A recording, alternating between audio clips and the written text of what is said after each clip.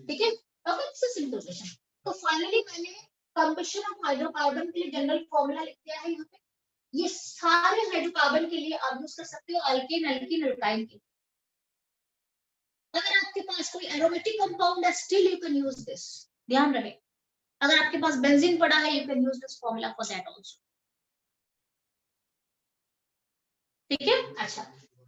अब यहाँ पे मुझे जो मिला हुआ है 0.2 मोल हाइड्रोकार्बन के साथ 0.8 मोल CO2 मिला है, बट 0.2 मोल जो है x इंटू 0.2 मोल CO2 दे रहा है, तो मैंने उसको बैलेंस कर दिया है। x into 0.2 mole is equal to 0.8 mole. यहाँ से मेरा x आ गया 4 आ गया, ठीक है। और y बाई 2 इंटू 0.2, नॉर्मली अगर ये 0.2 है तो y by 2 into 0.2 is equal to 1 mole, मेरा गिवन है 1 मोल है। अब हम इसमें चले तो y इज इक्वल टू 10 आ चुका है। So what is the hydrocarbon C4H10? Clear है? तो यहाँ से हम इस तरीके से सॉल्व करेंगे इसे। अब हम चलते हैं क्वेश्चन नंबर 20। हाँ बोलो। मैम कुछ समझ नहीं आया, क्वेश्चन एक बार दोबारा समझा दो। हाँ तुम नहीं थे ना जब मैंने लिखवाया था, तो कोई बात नहीं, ठीक है।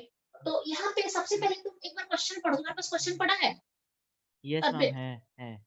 एक बार पढ़ो, पढ़ो एक बार, अपने मन में ही पढ़ो, अपने अपने मुझे पता है आप अपने से एक बार पढ़ लो।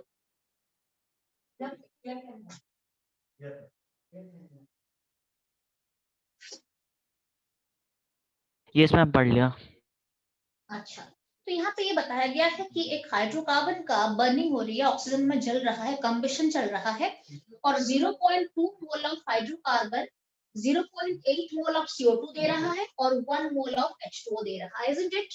ये है मेरा क्वेश्चन। और यस मुझे मैम। फॉर्मूला मांगा गया, मुझे फॉर्मूला मांगा गया है। अगर मैं बैलेंस रिएक्शन पे चलती हूँ तो मुझे आप बताओ 1 मोल हाइड्रोकार्बन कितना मोल प्रोड्यूस करता है? X मोल। 1 मोल हाइड्रोकार्बन प्रोड्यूस कर रहा है x मोल CO2। दिख रहा है मुझे स्टोइकियोमेट्री, x मोल CO2। तो अगर मैं इसको 0.2 लेती हूँ तो ये कितना बनेगा? कितना बनेगा चेक कर लो, किस तरीके से आप सॉल्व करोगे। x into 0.2 सिंपल है।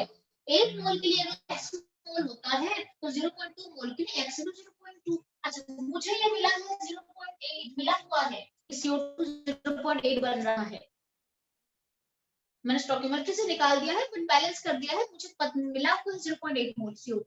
बस x निकाल दो, 4 मोल CO2 बना होगा मेरा, ठीक है, क्लियर है। अच्छा, उसके बाद नेक्स्ट के लिए भी वही फॉर्मूला यूज कर लो।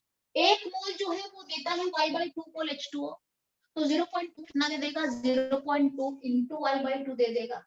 अब ये मुझे मिला हुआ है 1 मोल, इससे आ जाएगा y इज इक्वल टू 10 आ जाएगा। मैम इसके y लिए बाई पेन 2 पेपर क्यों लेके दिया आपको मैम? प्रॉपर बैठ के सॉल्व करना। हाँ बोलो बोलो यस। मैम y बाई 2 समझ नहीं आया मैम। मैं समझ गई, सुनो सुनो अर्पित, फॉर्मूला बताया मैंने आपको, ये जनरल फॉर्मूला है कंबशन का, general formula, sorry just combustion का जनरल फॉर्मूला है ये आपको लर्न करने हैं फॉर्मूले। ये सारे हाइड्रोकार्बन के लिए आप यही फॉर्मूला डाल देना, CXHY plus X plus Y by 4 O2 gives X CO2 plus Y by 2 H2O। ये फॉर्मूला है प्रॉपर, लर्न कर लेना इसे। मैं आपको बोलूंगी कि मैं इथेन को मैं ये इथेन है, इसको मुझे बर्न करना है ऑक्सीजन में, ये फॉर्मूला डाल देना, X को 2 ले लेना, Y को 6 ले लेना और यही फॉर्मूला डाल देना प्रॉपर। ये आपको जनरल फॉर्मूला बताया गया है, कंबशन लिखा है ना, कंबशन ऑफ हाइड्रोकार्बन का जनरल फॉर्मूला है, क्लियर है। यस और मैम, उसके आपकी। तरीके से फिर मैंने सारे डाटा को पुट कर दिया, हाँ बस मैंने डाटा को पुट कर दिया है और फिर आंसर आ गया है। या फिर अगर आपको ये मान लो लर्न नहीं हो रहा है, आपको मान लो ये लर्न नहीं हो रहा है, खुद भी फॉर्मूला बना सकते हो, जरूरी नहीं है कि हमसे लर्न करो, अगर आपको लर्न नहीं हो रहा है तो आप बैलेंस करके कर लो। Clear? So this is done, मेरा फॉर्मूला C4H10 किया है, डन है, आगे बढ़े, देख लो। यस मैम डन है। अगर आपको लग रहा है डाउट तो मैं आपको बता देती हूँ, ये फॉर्मूला एनसीईआरटी में हाइड्रोकार्बन चैप्टर में है।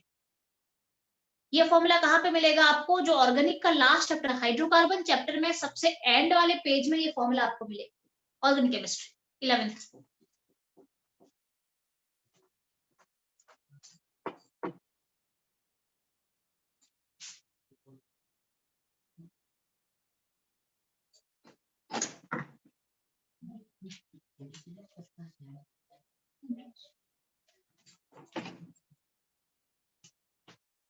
ठीक है, आगे बढ़ते हैं, नहीं तो रह जाएंगे फिर। इसे नरस करती हूँ, 24 में चलते हैं। 24 किसका डाउट है? 24 एंड 36, चलो ठीक है।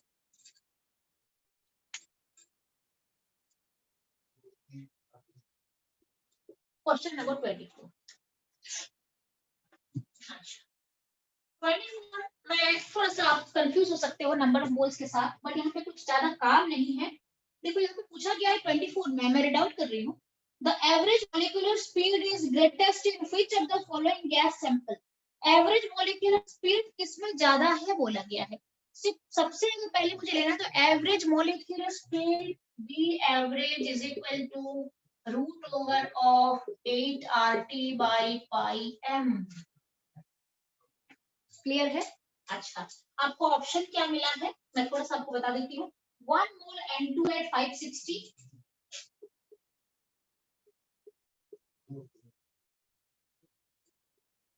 बी ऑप्शन मुझे मिला है 0.5 मोल ऑफ समथिंग होगा कुछ, नियॉन एट 500।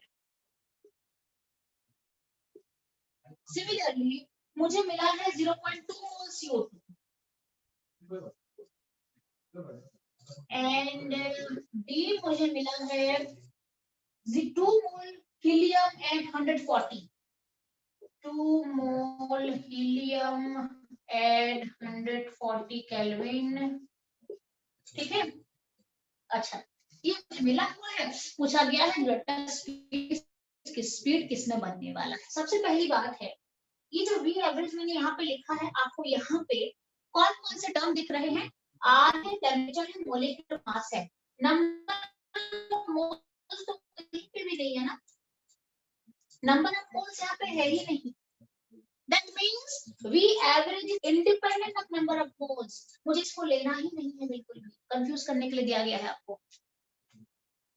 सिंपली मुझे क्या चाहिए? मॉलिक्यूलर मास चाहिए और टेम्परेचर चाहिए, बस। मोल नंबर का यहाँ पे कोई यूज नहीं है। क्लियर है? Question clear? सीधा मुझे लेना है, चाहे कुछ भी हो, मुझे लेना है नाइट्रोजन एट 560, नाइट्रोजन का मॉलिक्यूलर मास ले लो 28 और 560 केल्विन यहाँ पे डाल, बस आप देख लो रेशियो। अब यहाँ पे देखती हूँ V average proportional to root over of T, बस आप चेक कर लो यहाँ पे कि कौन सा स्पीड सबसे ज्यादा बनेगा। नाइट्रोजन एट 560 और नियॉन एट 500 केल्विन, नियॉन का मास लेना है CO2 at 440 kelvin and helium at 140 kelvin. आप चेक करो, यू विल फाइंड हीलियम का सबसे ज्यादा एवरेज स्पीड बनने वाला है। चेक करो,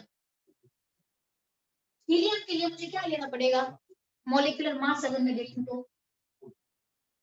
हीलियम का अगर मैं लेती हूँ तो मुझे मिल जाएगा 140/4 आ जाएगा। यहाँ पे हीलियम का मॉलिक्यूलर मास मुझे लेना है, यहाँ सिंपल है। तो इसका सबसे ज्यादा मुझे लग रहा है कि इसका सबसे बड़ा वैल्यू बनना चाहिए। देख लो एक बार, बाकियों को भी कैलकुलेट कर लो। क्लियर है? क्वेश्चन क्लियर है? Yes ma'am. ठीक है, तो ये हो सकता है, आप सोच सकते हो कि अरे मोल को वहां पे कैसे यूज करें। No use of this. यहाँ पे मैं अगर 50 मोल 100 मोल भी लेती हूँ तो कोई फर्क नहीं पड़ने वाला है। अच्छा, अब हम चलते हैं 24 के बाद हम सीधे चलते हैं जो लास्ट क्वेश्चन है 36 में चलते हैं। तो शायद मुझे ड्रॉ करके थोड़ा बताना पड़ेगा आपको।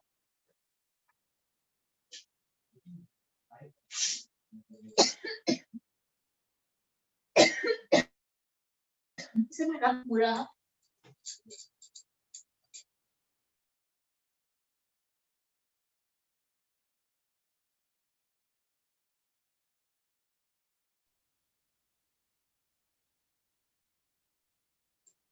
देखो, आपने इक्विलिब्रियम का जो टेस्ट दिया था, अमन को तो मैंने आंसर से नहीं भेजा। अमन को मैं जैसे टाइम मिलेगा, टाइम थोड़ा मुझे नहीं मिल पा रहा है, ठीक है, मैं आंसर भेज दूंगी।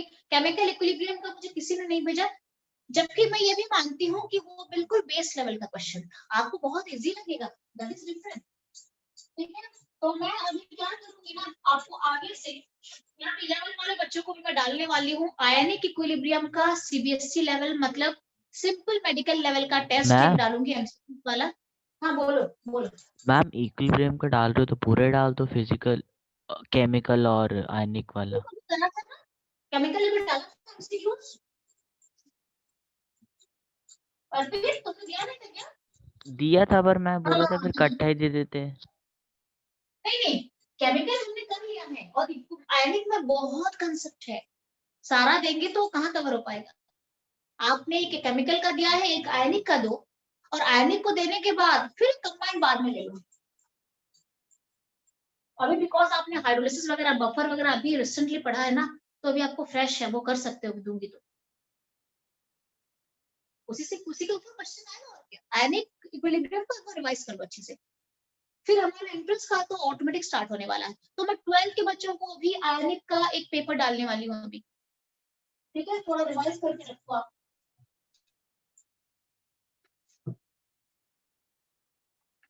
ठीक है। अच्छा, क्वेश्चन नंबर 36 में हम चलते हैं बच्चे, क्वेश्चन नंबर 36, ठीक है। यहाँ पे इसको आपको समझाने से पहले मैं आपको बता देती हूँ, कुछ कंसेप्ट हम जान देते हैं। बेसिकली मैं मान लो किसी कंटेनर के अंदर एक लिक्विड को रखती हूँ, और उसके दो ओपनिंग पोर्शन लाइक दिस। आपको शायद मैंने ये बताया था, मुझे ऐसा लग रहा है, कहा था आपको मैंने, ये ओपन ये पोर्शन है ना, लिक्विड यहाँ पे भरा हुआ है, ठीक है। कंटेनर का अगर बेस यहाँ पे मैंने ले लिया है, बेस ले लिया है, तो इसकी भी हाइट h है और इसकी भी हाइट h है, पूरे लिक्विड भरा हुआ है, ठीक है। और अगर मुझे प्रेशर मेजर करने हैं, थोड़ा सा ये हल्का सा मुझे नीचे दिख रहा है, बट इक्वल है, ठीक है, ये इक्वल लेवल की जाती है, ठीक है। अगर आपको यहाँ पे पूछा जाए कि व्हाट इज द प्रेशर, यहाँ पे ये ओपन है, लाइक इस तरीके से दिया गया है, अगर ये ओपन हो जाएगा तो बेसिकली ये एटमॉस्फेरिक प्रेशर रहेगा, डेफिनेटली एटमॉस्फेरिक प्रेशर रहेगा। देन यहाँ पे अगर ओपन टू है, पूरा क्लोज कंटेनर नहीं है, ओपन कंटेनर है, तो यहाँ पे ऊपर एटमॉस्फेरिक प्रेशर है, तो यहाँ पे प्रेशर एटमॉस्फेरिक रहेगा, और यहाँ पे भी रहेगा। थोड़ा आप मुझे बता सकते हो इन दोनों के प्रेशर लेवल में क्या डिफरेंस है, यहाँ पे कितना प्रेशर बनने वाला है, यहाँ पे कितना प्रेशर बनने वाला है?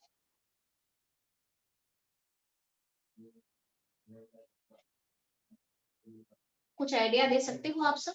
मैम हम्म, जिसमें बड़ा सरफेस है उसमें प्रेशर कम लगेगा क्योंकि सरफेस एरिया ज़्यादा है, और जो वहाँ छोटा है वहाँ पर प्रेशर ज़्यादा लगेगा।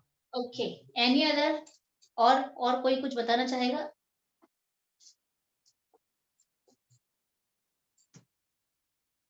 अर्पित बहुत अच्छा गैस करा है, सेम रहेगा, ठीक है।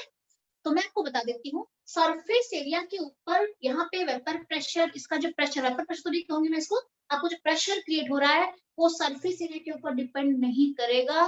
सिंपल आपको मैंने बताया था, P is equal to H rho G, या फिर अगर मैं कहूँ आपको, तो इसको और अच्छे से अगर हम लिखें, तो प्रेशर का डिफरेंस जो होता है, this is equal to H rho G. मैंने आपको ये बताया था, it is only depending on the density of the liquid, जो कि दोनों तरफ सेम है, डेंसिटी तो सेम ही रहेगा लिक्विड का। जी दोनों तरफ 9.8 के उस पे आपके मीटर पर सेकंड स्क्वायर में वो एक्ट हो रहा है, और हाइट हाइट दोनों में मैंने सेम रख दिया है, तो जब तीनों ही सेम होते हैं तो जो प्रेशर का डिफरेंस बनते हैं यहाँ पे, तो प्रेशर का डिफरेंस का मतलब क्या है, P2 अगर यहाँ पे है तो P1 मैं यहाँ पे ले रही हूँ बेस पे, उसको मैं प्रेशर डिफरेंस बोल रही हूँ बेसिकली यहाँ पे। बट दोनों तरफ प्रेशर सेम यूज हो जाएंगे, इन दोनों कॉलम में ऊपर का जो प्रेशर बनेगा दोनों सिमिलर हो जाएगा, इक्वल प्रेशर आ जाएंगे दोनों के ऊपर अगर सेम लेवल का लिक्विड है।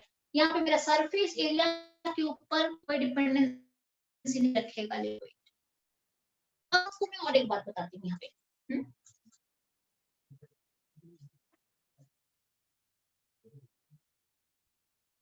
तो डेफिनेटली यहाँ पे एटमॉस्फेरिक प्रेशर है, तो यहाँ पे भी अगर 1 atm हुआ तो यहाँ पे भी 1 atm। अगर मैं क्लोज करके रखती हूँ तो फिर वो क्राइटेरिया अलग बन जाएगा। क्लियर है? मान लो एक क्लोज कंटेनर हम ले लेते हैं, क्योंकि अगर मैं ओपन कंटेनर लेना चाहूंगी तो मुझे प्रेशर को एटमॉस्फेरिक प्रेशर रखना पड़ेगा, या फिर अगर मैं कुछ डिफरेंट प्रेशर ऊपर अप्लाई कर रही हूँ तो अलग बात है। अदरवाइज मोस्टली हम एटमॉस्फेरिक प्रेशर लेते हैं ओपन कंटेनर में। मान लो मैंने इस तरीके से क्लोज कंटेनर ले लिया है,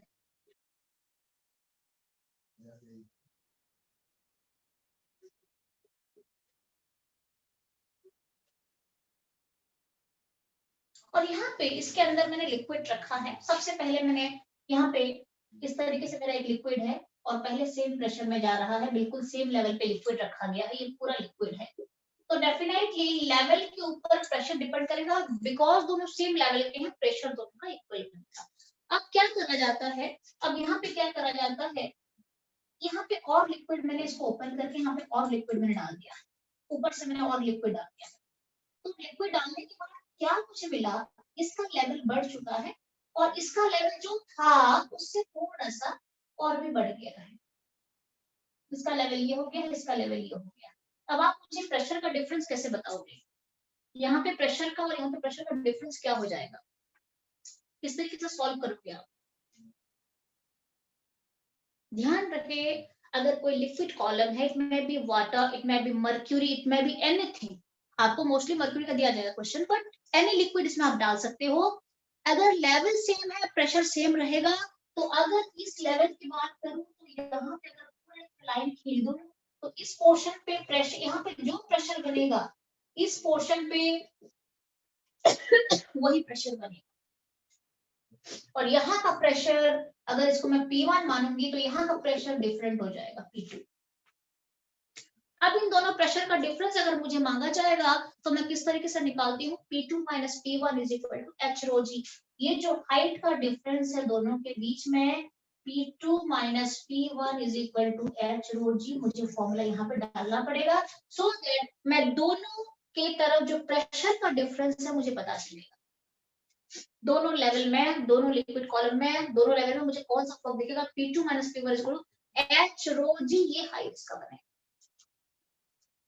आई थिंक आपने फिजिक्स में सब पढ़ा होगा, ठीक है। और ये आप 11th का भी अगर हो चुका है चैप्टर तो आपने भी पढ़ा होगा, हो चुका है ma'am, because pressure of a डर है ना, लिक्विड। हाँ डर है ना ये सब कि किस तरीके से हम प्रेशर डिफरेंस निकालते हैं, कैसे क्या होता है।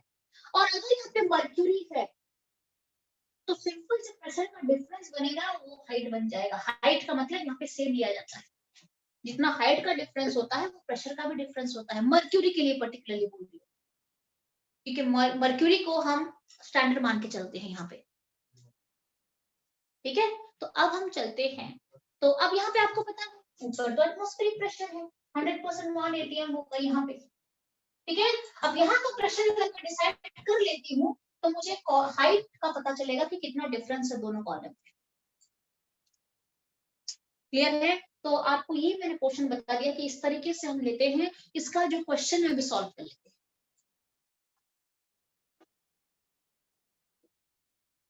अगर यहाँ पे वाटर है तो कॉन्सेप्ट दूसरा जाएगा, बट यहाँ पे मर्क्यूरी अगर ले लूंगी ना, सिंपली ध्यान रखना आपको जो आपका प्रेशर का डिफरेंस बनेगा वो हाइट का भी डिफरेंस रहेगा।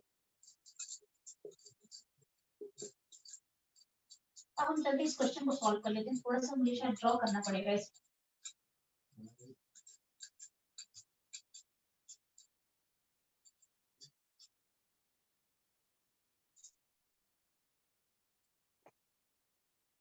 ठीक है। मैं क्वेश्चन पहले ड्रॉ करती हूँ, फिर आगे क्वेश्चन को पढ़ना जरूर है, पढ़ने के बाद आपको समझ में आएगा। मेरे पास एक यू ट्यूब लाइक स्ट्रक्चर यहाँ पे है, जे ट्यूब आप बोल सकते हो, प्रॉपर यू तो नहीं है, कि जे ट्यूब लाइक एक स्ट्रक्चर यहाँ पे मेरा बनाया गया है। Just a minute, I am trying to draw this, देख लेते हैं।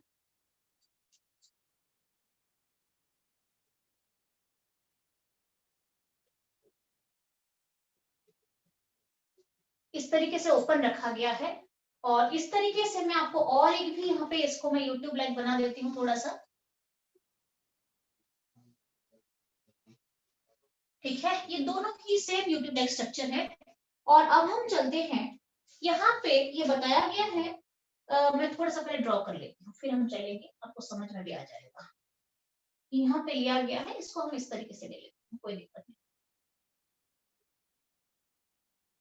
ठीक है। और यहाँ पे ये x लिखा है, एक्स वाई का यहाँ पे कुछ काम तो है नहीं वैसे, ठीक है, ठीक है। और यहाँ पे मुझे बताया गया है ओपन है, इसका मतलब है 1 एटीएम ब्रशेज यहाँ पे डल रहा है, ठीक है, बहुत अच्छा। अब यहाँ पे थोड़ा सा जो वॉल्यूम है वो चेंज करके मैंने रखा है, तो वॉल्यूम चेंज यहाँ पे टू, सबसे पहले हम एक काम करते हैं, अच्छा थोड़ा सा आपको एक्सप्लेन करने की कोशिश करती हूँ इस चीजों को। Given J tube has 2.4 millilitre of air, पहले यहाँ पे 2.4 मिलीलीटर ऑफ एयर यहाँ पे डाला गया है, at a pressure 1 atm, 2.4 millilitre at a pressure of 1 atm बता दिया गया है मुझे।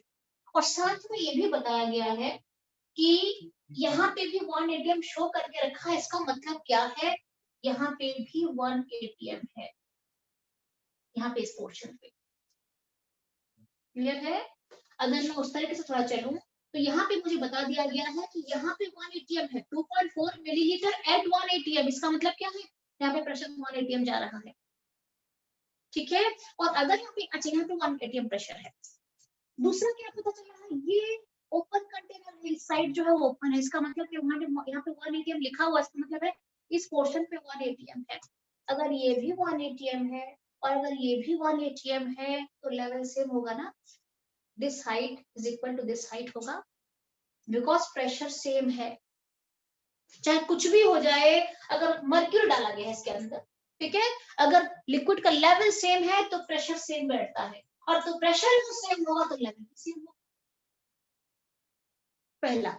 दूसरा क्या बताया गया है, इसके ऊपर मैंने फिर मर्क्यूरी ऐड करा, और मर्क्यूरी ऐड करने के बाद मुझे क्या मिला, मुझे ये मिला कि जो 2.4 मिलीलीटर वॉल्यूम था यहाँ पे एयर का वॉल्यूम बताया गया है, एयर का जो 2.4 मिलीलीटर वॉल्यूम था वो डिक्रीज होके 1.9 मिलीलीटर हो गया, इसका मतलब लेवल बढ़ा है मर्क्यूरी का, तो लेवल को बढ़ा देते हैं।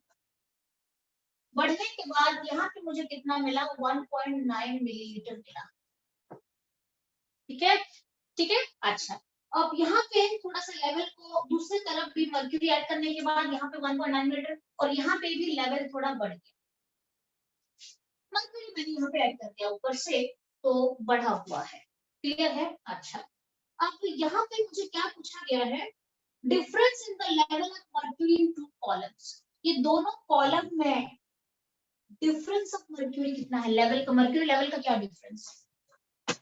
अच्छा, सबसे पहली बात, यहाँ पे अगर मैं, यहाँ पे पहले जहाँ पे था 2.4 मिलीलीटर था, उसका मर्क्यूरी ऐड करने के बाद